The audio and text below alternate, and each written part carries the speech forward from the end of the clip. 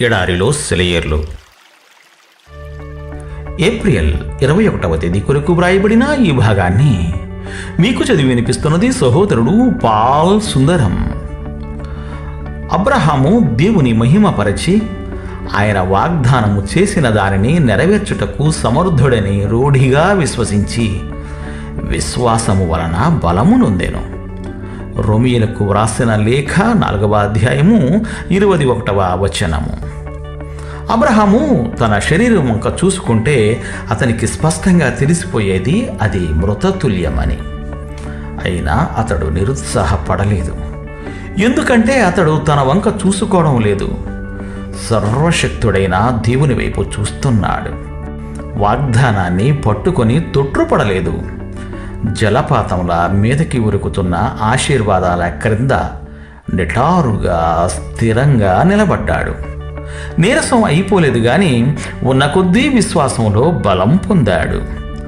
ఉన్న కొద్దీ దృఢకాయుడైనాడు. ఇబ్బందులు స్పష్టంగా తెలిసిపోతూ ఉన్నాయి. ఆయన సర్వసామర్థ్యాన్ని బట్టి దేవుణ్ణి మహిమపరిచాడు. వాగ్దానం చేసినవాడు నెరవేర్చడానికి మామూలు సమర్థుడు కాదు, అత్యంత సమర్థుడు, సంపూర్ణ సమర్థుడు. ఎంత సమర్థుడంటే ఆ సామర్థ్యత ముందు ఆ వాగ్దానం నెరవేర్చడం అన్నది ఎంతో అల్పమైన విషయం అని తన మనస వాచ కర్మణా నమ్మాడు. దేవుని శక్తి సామర్థ్యాలు అపారం. లోటు అంతా మనలోనే ఉంది. మన వేడుకోళ్ళు, మన ఆలోచనలు, ప్రార్థనలు చాలా తక్కువ స్థాయిలో ఉంటాయి.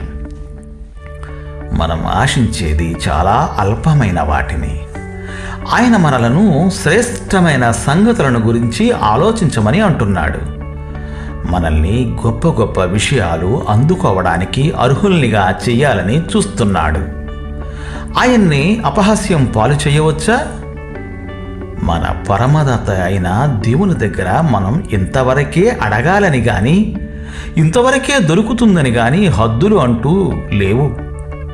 అయితే ఇక్కడున్న షరతు ఒక్కటే, మనకి ఆశీర్వాదాలు మనలోని పరిశుద్ధాత్మ శక్తికి అనుగుణంగా దొరుకుతాయి.